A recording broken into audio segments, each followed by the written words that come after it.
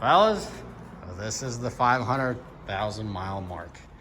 It's not so much as preventative maintenance as it is get your wallets out, because at 500,000 you're gonna have to do some digging in that wallet.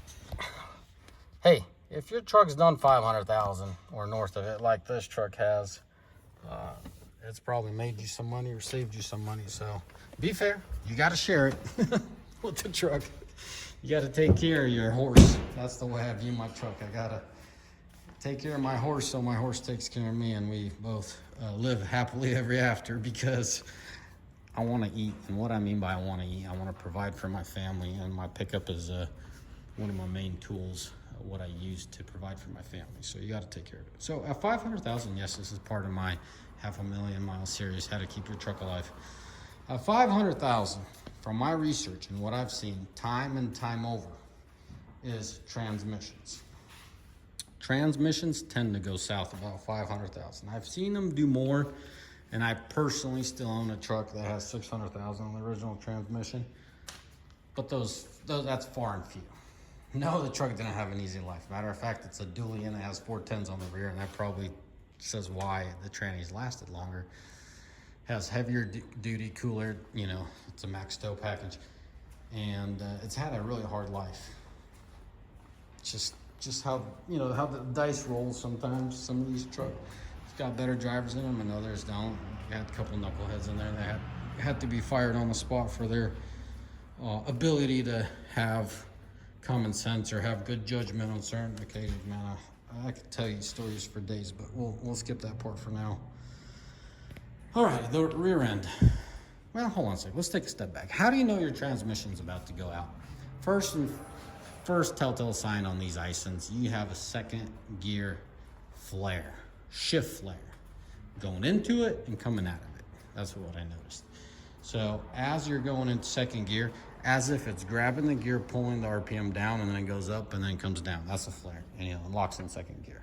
Okay. So a little bit of float on your tech. It's not the second to third or third to fourth that these things are known for. It's a distinct second gear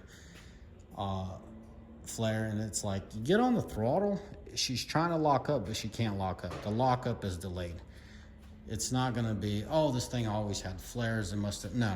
It's distinct, They always do their flare, but this is a whole different definition of flare. You'll definitely notice it. It's nothing you got to question. It's like, oh, well, I didn't know my truck could do that.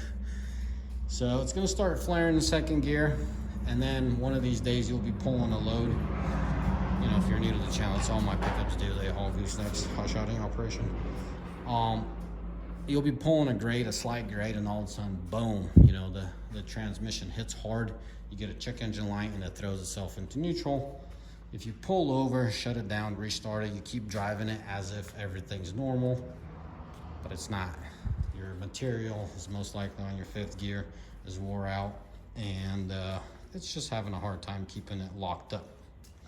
So the whole reason you get a boom is because it's starting to rip apart the clutches, meaning it's starting to slip on the clutches, and then the engine, or the ECM throws the TCM throws the transmission in limp mode, and just once in a while will throw it into third gear. Typically it just throws it into neutral. Then when you do restart it, it's a 50-50 chance of going normal or locking it itself into third gear in limp mode.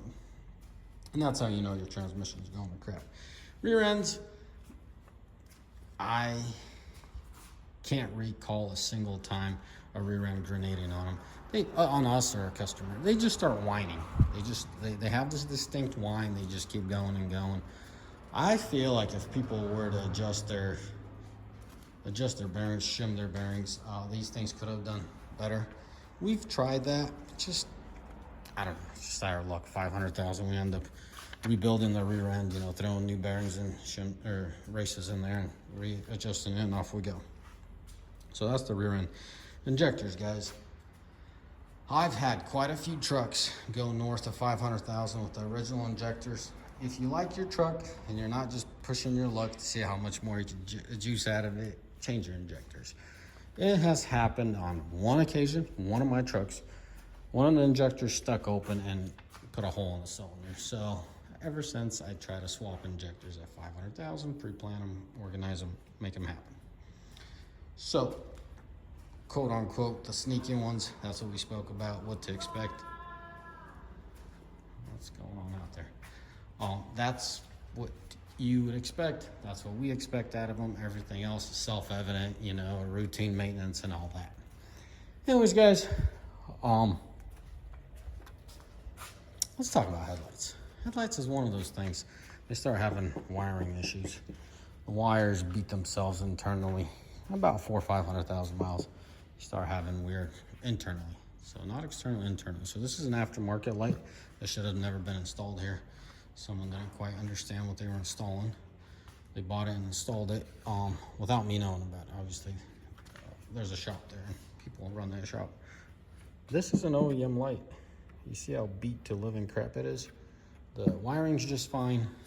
Never gave me issues, but well, you could kind of tell.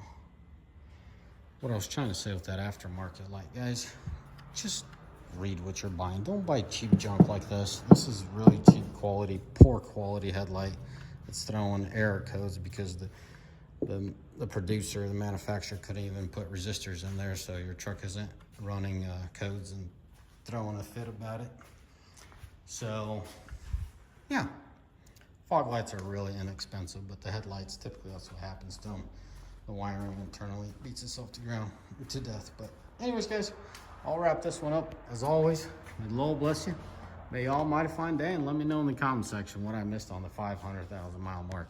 No, the engines do not go at 500,000. No, the head gaskets don't go at 500,000. This has the original engine. This is not the only truck with the original engine.